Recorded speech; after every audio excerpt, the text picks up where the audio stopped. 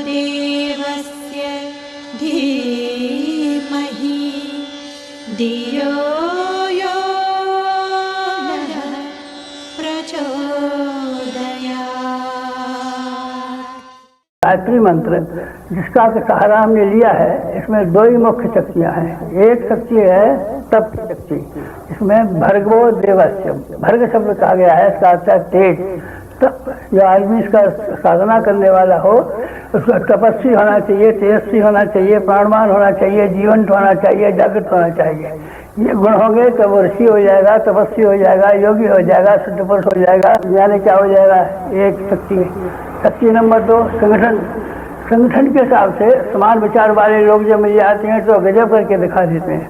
डाकू जब इकट्ठे हो जाते हैं समान विचारों के तो जाने क्या करके दिखा देते हैं। सैनिक जब एक ढंग के, एक विचार के, एक लिबास के इकट्ठे हो जाते हैं तो जाने क्या करके दिखा देते हैं। 2 बातें गायत्री मंत्र की थी, वही हमारे जीवन के गाँव गाँव में समा गई है। वही हमारा संदेश है। क्या संदेश है कि एक विचार वाले महामानवों को, विचारशील लोगों को एकत्रित होना चाहिए। अर्थात हिंदू समाज के लोगों को हम देव मानव कहते हैं, भारतीय संस्कृति को हम देव संस्कृति कहते हैं। देव मानवों को इकट्ठे हो जाए तो देवता बिखरे रहे तब तक उनकी मिट्टी बनी होती रही। देवता जब इकट्ठे हो गए और ब्रह्मा जी के पास हो गए तो ब्रह्मा जी ने सबकी सर्व शक्ति को इकट्ठा करके देवी दुर्गा का अवतार कर दिया और उसने सुमन सम को, मरुकैटव को और जाने रक्तबीज को, किन किन को नाश कर दिया और देवताओं को अपने स्थान पर बिठा दिया देवी दुर्गा ने। आज भी हमको यही करना है। हमारी देव शक्ति बिखरी हुई शक्ति है। हिंदू संप्रदाय, हिंदू धर्म, हिंदू विज्ञान अनेक हिस्सों में बटा हुआ है। संप्रदायों के नाम पर, मजहबों के नाम पर, देशों के नाम पर, जाने कितने हिस्सों के नाम पर बटा हुआ है, देवी देवताओं के नाम पर। अब आवश्यकता इस बात की समझी गई कि गायत्री महामंत्र की जो प्रत्यक्ष शक्ति है, इसको चटाट करके दिखाने के लिए हमको विचारशीलों का संगठन करना चाहिए। संगठन करना चाहिए। हमने अपने ढंग से किया है। आप जो करने वाले हैं उसके लिए भी मार्गदर्शन करता हूँ। हमने अपने ढंग से किया है कि जहाँ कहीं भी हमको विचारशील मालूम पड़े हिंदुस्तान में, उनको संगठन करने के लिए एक प्रज्ञापीठ नाम करके संस्था बना दी है। ऐसी संस्थाएं 2400 है। जगत गुरु शंकराचार्य ने 4 धाम चारों कोनों में बनाए थे। हमने कोशिश ये की है कि हिंदुस्तान जब इतना बड़ा हो गया है, इतनी जनसंख्या बड़ी हो गई है, तो उसके लिए कम से कम 2400 शक्तिपीठ चाहिए। प्रत्येक शक्तिपीठ में 5-5 आदमी और स्थायी रूप से जीवनदान में नियुक्त हैं। इसका अर्थ है कि 10,000 आदमी काम करते हैं और लाखों आदमियों को प्रभावित करते हैं। ये हमारा काम है। आपका काम भी वही है।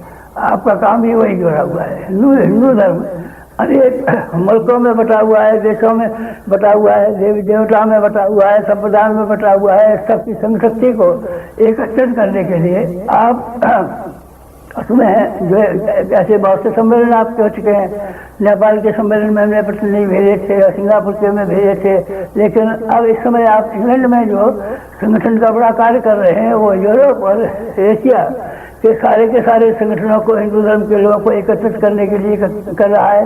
ये बहुत बड़ा काम है। ये क्या काम है? वो गायत्री का वो अंश जिसमें यो ना हम सब चाहे किसी मंत्र के देवता के मानने वाले हैं, किसी संप्रदाय के मानने वाले हैं, किसी जात बिरादरी के मानने वाले हैं, किसी मंत्र के मानने वाले हैं, सब एक स्थान पर हो जाए। आपका जो इंग्लिश का समारोह है गायत्री मंत्र के, उससे संगति खाता है, जिसमें देवयो न हमारे हम सब इकट्ठा करने वाले का काम जो कर रहे हैं। आप गायत्री मंत्र का काम कर रहे हैं और गायत्री मंत्र की शक्ति या प्रेरणा आप पर है, अथवा आप गायत्री की आज्ञा का अनुसरण कर रहे हैं। जो भी काम हो, लेकिन आप कल वही काम कर रहे हैं जो ऋषियों ने किया था, शासन काल से होता चलाया था, और अब हम कर रहे हैं। आप वही काम कर रहे हैं। एक नंबर। दूसरा काम तपश्चर्या की शक्ति। तपश्चर्या की शक्ति हमने अपने ढंग से की है। हमने 24 वर्ष किए हैं और जो कुछ सीखा है सो हमने किया है। एकांत में हम रहते हैं, ध्यान धारणा में संलग्न रहते हैं, जो कुछ भी करते हैं।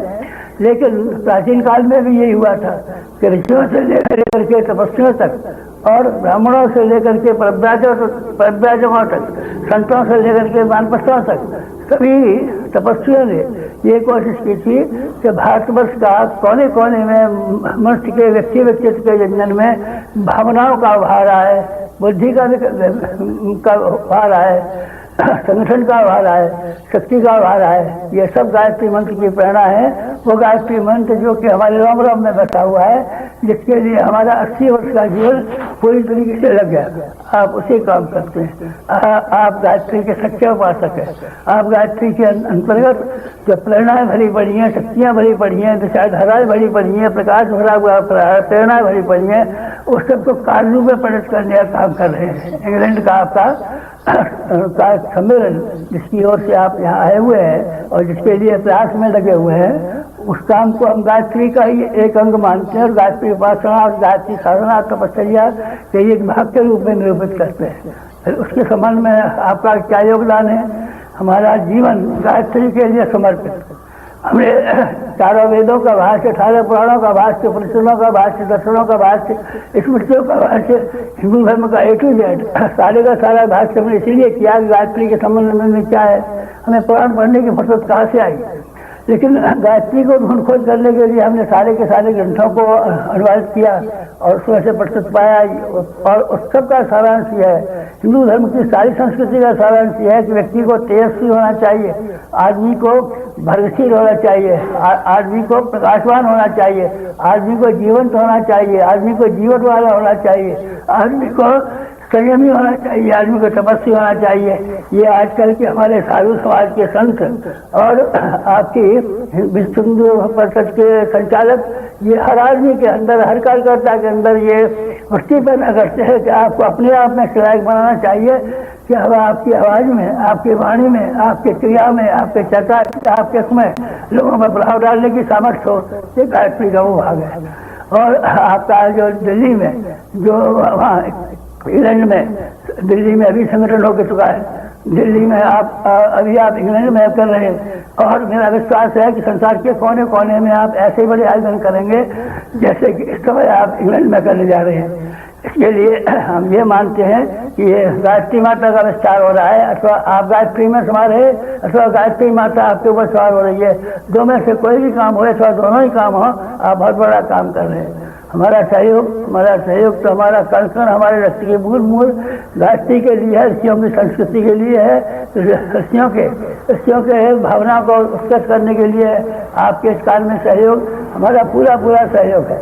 हमने विश्व के कोने कोने में जहाँ के भारतवासी बसे हुए हैं, जहाँ के हमारा प्रभाव और प्रकाश है, हमने हर आदमी से कहा है, आप हमने पर्चे भली से नहीं छापे हो, हमने ढिंढोरे भली से न पीटे हो, हमने अखबारबाजी विज्ञापनबाजी भली से न की हो, लेकिन हर आदमी को व्यक्तिगत रूप से कहा है कि जहाँ कहीं भी हिंदू समाज का, देव समाज का संगठन होता हुआ दिखाई पड़े, उसका कार्य होता हुआ दिखाई पड़े, उसमें आप सब लोगों को जरूर शामिल होना चाहिए।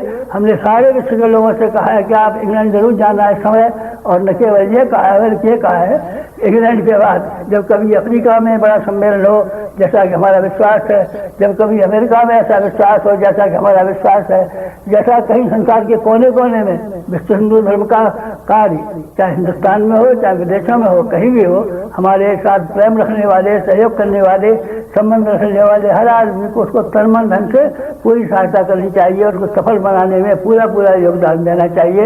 यही हमारे मन में है, यही हमारी वाणी में है, यही हमारे विचारों में है, और यही आप लोगों को संदेश कह दीजिए, प्रार्थना करिए। बस इतना ही तो कहना है, और क्या कहे आप लोगों को।